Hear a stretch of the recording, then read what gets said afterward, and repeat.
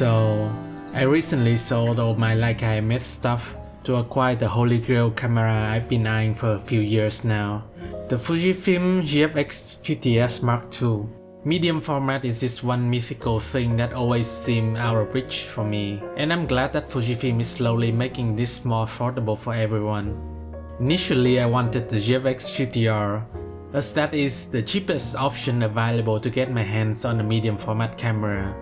But recently there's been this wave of hype, and now it's barely any cheaper than the GFX50s Mark II anyways, and that's why I ended up with one. Sure, you don't have the vintage, compact rangefinder style camera that the 50R possesses. The 50s Mark II is also a little bit heavier, which I didn't appreciate since I'm a weak, feeble man. But the IBIS is an obvious and monumental upside, and what do you know? I've come to very much enjoy this camera's form factor and the huge comfortable grip that the 50R doesn't have.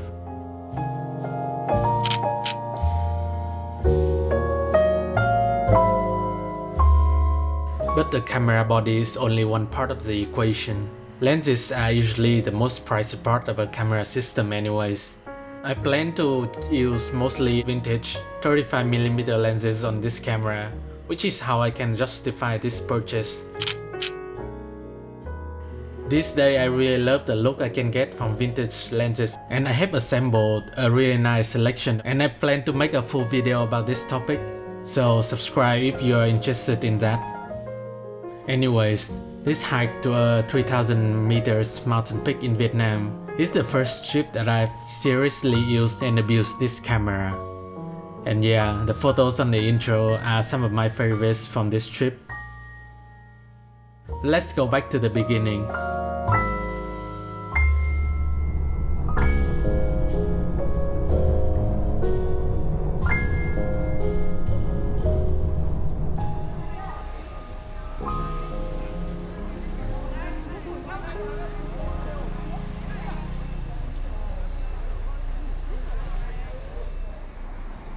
I've been looking forward to this trip for a long time.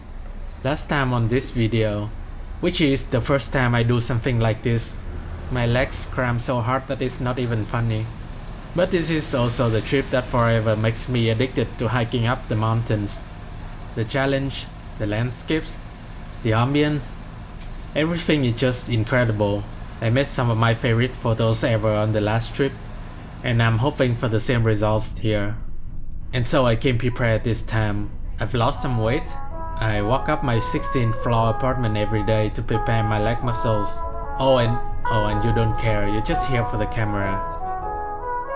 On this trip, I packed my Nikon 35mm f2.8 PCE shift lens, a very safe option for the GFX system, since shift lenses have a larger image circle. Also my Nikon 50mm f1.8 AIS pancake, which proved to be a secret heavy hitter on this camera, and the Canon FD 135mm f2.8 for telephoto option. This lens is the one I'm least sure about before this trip, but right now it's the best option I've got for a telephoto lens, and so that's that. Anyways, we started our voyage up the mountains after a few hours of driving. And I started with the 50mm f1.8, which ended up being what I use most of the time.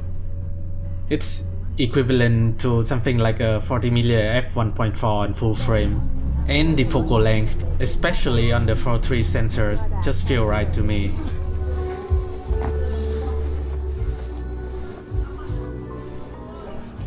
We hang around on the town a bit before the climb happens, and I managed to take a few warm-up shots.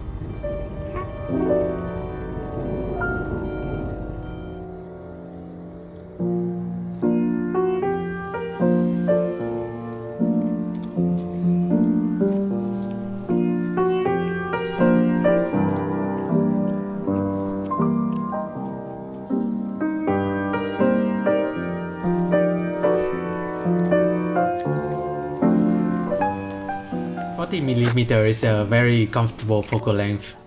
I do love the 50mm focal length on full frame cameras, but it's often a little bit tight.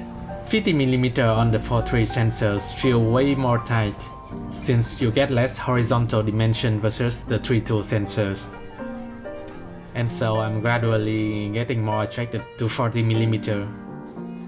And damn that this lens works so well on the 50s Mark II. It really checks all the boxes. There's barely any vignetting and distortion on this lens, which is already more than you can ask for with most 35mm lenses on the GFX. It is also very sharp corners to corners from f2.8 onwards. At f1.8 it's a bit soft, and there's a tiny bit of glow, but I love that, since it's an aperture that I'm just gonna use for portraits anyway, so it's like a free mist filter. And at close focusing distance wide open, you can sometimes get some foreground trails like this. But that's really not unique to this lens, as most of the lenses I've tested so far on the GFX have this, even at more closed down aperture. Oh, and it's also a pancake lens, so that's some icing on top. The whole package is probably smaller than the 50mm f3.5, and this is like a 1.5 stops faster.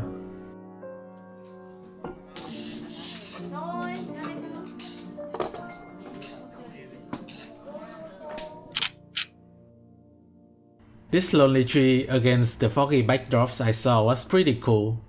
It's a bit weird that I want to like this shot more for some reasons. Maybe it's because I took like 10 years to paint out the power lines that went through this tree. And so there was definitely some sunk cost here.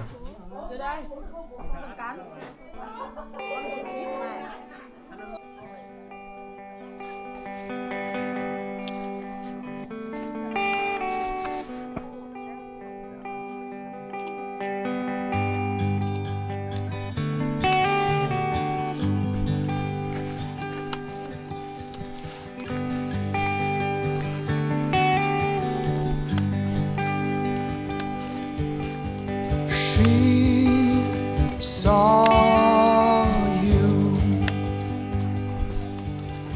staring at the moon in the park, in the dark, by the light of the moon. Are you okay? Find your smile tired. As we started going deep into the jungle of Nam, I wanted something wider, so I switched to the 35, which is a 28mm equivalent. Are you okay? Tilt-shift lenses are some of the staple options when it comes to adapting to a larger sensor. This lens I think has been adapted to the expand to get a wider field of view for cheap. Here I switched the film sim to A-cost. The climb up is kinda foggy, which is perfect for black and white. I used to use Fujifilm simulations a lot, and my blog started as a way to share my experience testing film sim recipes, but I have mostly grown past them. I have slowly building my favorite looks for color work, and there's just no space for film sims in my heart anymore. But I do love that I can switch to seeing black and white in camera. It really puts you in a different mood than color. And A-cross is so good, I ended up using A-cross as the black and white profile of choice anyways.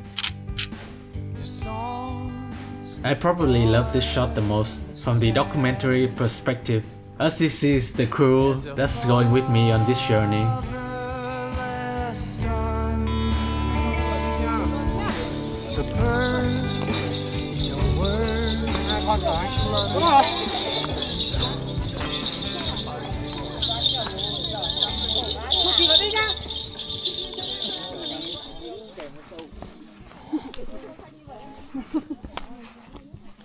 And slowly we crawl our way up to the mountains. At one point, we started going past the height of the cloud layers, and the scenery slowly opened up. Before this, it was just mostly looking down my feet and concentrate on my next steps. But I'm finally slowly starting to see the fruits of my labor. The sun also showed up and bathed the landscapes with such incredible lights, and that's when this shot happens.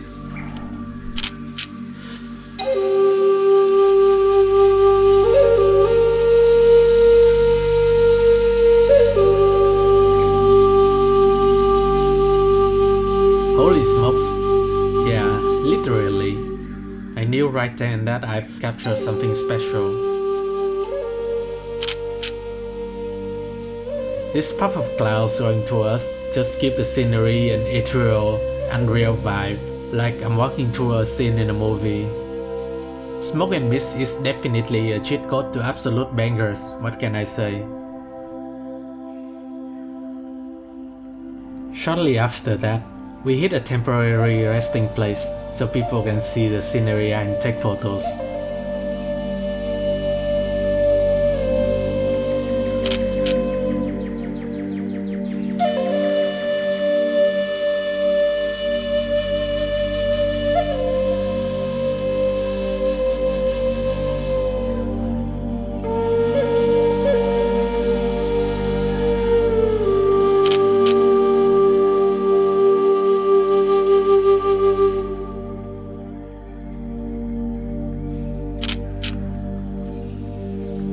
Anyways, I've learned this time that I need to continue hiking when my muscles are still warm, or it's going to be cramped city.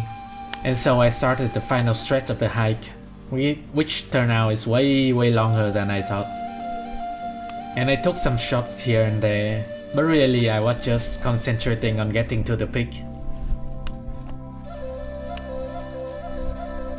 At one point I saw this lonely decrepit tree though, and I thought it would be cool in black and white, against the clouds and dark sky backdrop. And yeah, it turned out exactly like how I envisioned, which is great. I did crop this picture to square in post. Usually I'm not a big fan of the square aspect ratio, but somehow it just feels right for this image. I did started cramping on the final stretch, but it was not too bad. I pushed through with a lot of sugar and sport drinks. And then I finally reached the lodge, just in time that the sun is setting. And yeah, the view from here is magnificent.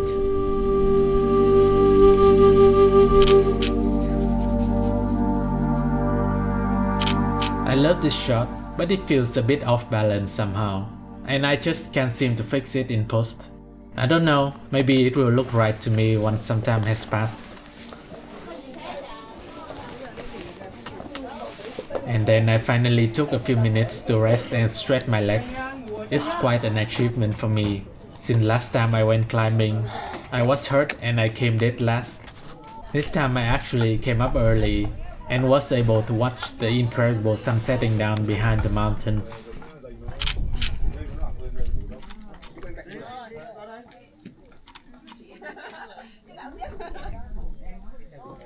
Afterwards, I just slowly walk around the compound and see what I can take with this incredible setting. And then I saw this shot of the guy encouraging a kid to finish the challenge. It was a beautiful shot and a beautiful moment, and I'm glad I was there to capture it. Up here, I can finally take a bit of time to concentrate on taking photos. And so I brought all my lenses and just kinda switch around and experiment.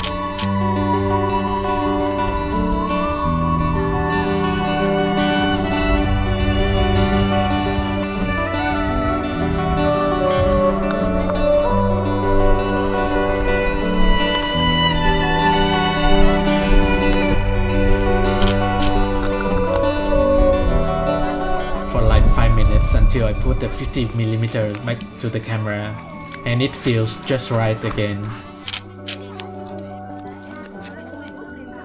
As the sun went lower, the sky started turning into this beautiful gradient, and this is it.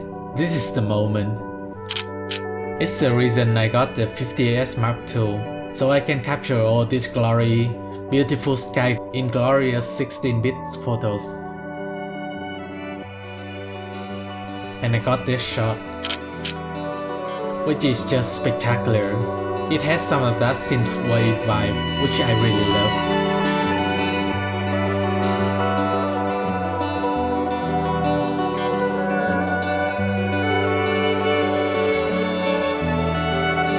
Afterwards, it's dinner time and early sleep for me. We have to wake up at 3:30 next morning to hike to the top of the mountain peak and watch the sunrise up there. So any amount of sleep now will help. So that was it for the day.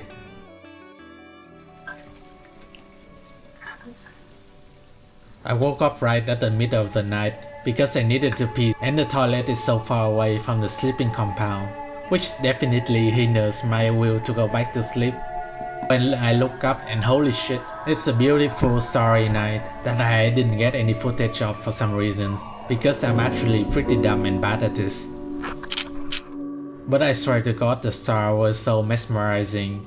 I can't help but grabbing my camera bags out here to try and capture it. I've never had interest in astrophotography before, but now I see why some people dedicate their whole lives to this. Looking up the stars from here is pretty magical. And yeah, I didn't bring any tripod.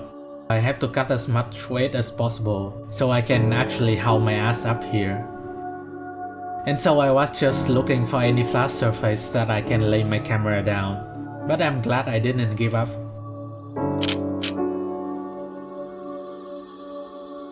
This first shot, I didn't turn off the IBIS in camera, but the vibration actually caused the stars to chill in a pretty cool way. Someone came back from the toilet and flashed the lens on this shot, but it looks kinda cool. But then I finally captured this.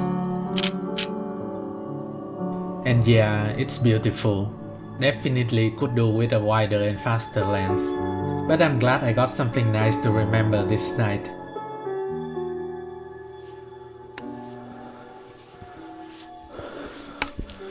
Afterwards, the rest of the crew woke up and we started the ascent. It's definitely the hardest part of this trip. It's cold, but we can't wear too much clothes because our bodies will get hot. And we were climbing in pretty much pitch black with only the light strapped to our heads and the heads of our comrades.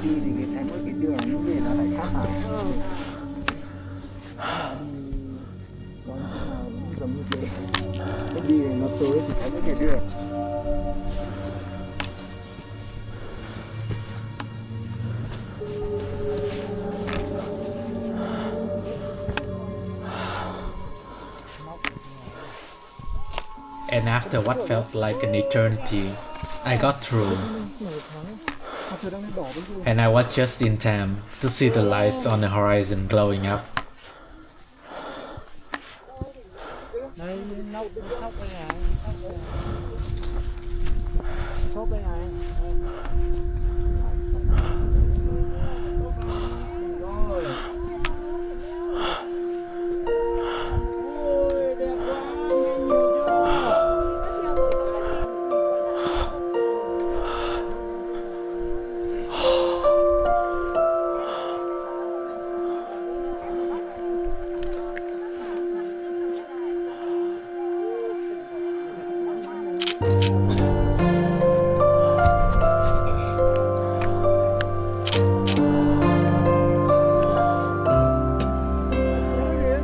Đến đây à? Lúc nãy chụp quay ảnh với anh.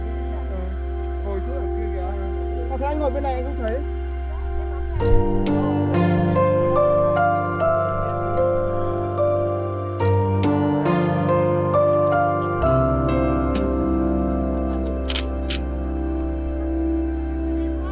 After like 15 minutes up there, the sun started rising above the clouds.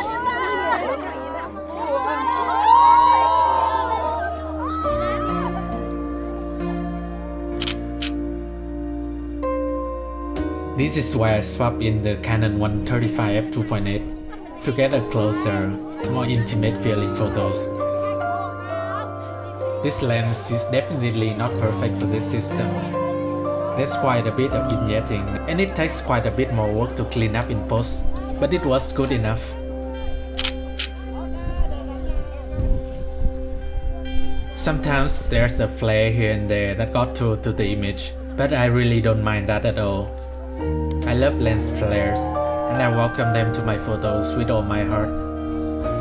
They best the photos with this ethereal warm glow, and I think it's beautiful. This is one of the reasons why I love vintage lenses so much. The flaws are sometimes the point.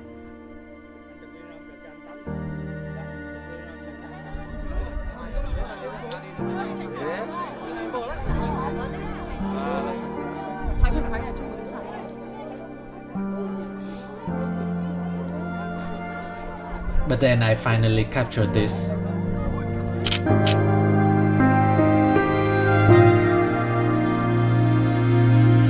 Probably my best shot of this year, and definitely one of my best photos of all times. It's just so simple but so beautiful. The warm and purple palette of sunrise is bang on, and I love the silhouetted mountain peaks, and all the ethereal clouds, and the telephoto compression also made everything so much more magnificent. And yeah, I'm definitely printing this huge to hang it up on my walls.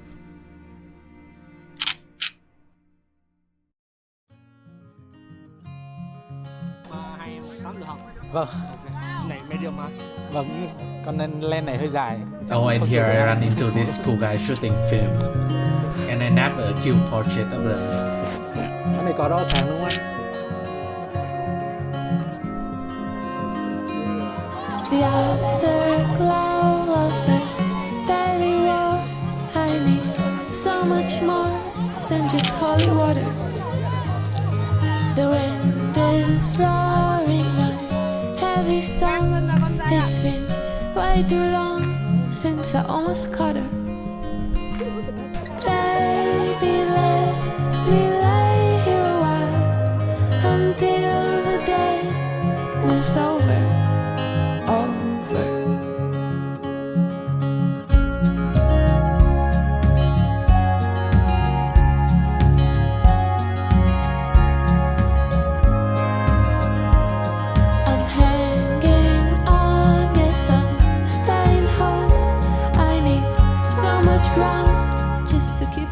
This shot is pretty cool. It's very layered and feels a bit strange, with the clouds on top of these mountains in the distance, and the dead and decrepit trees in the closer foreground.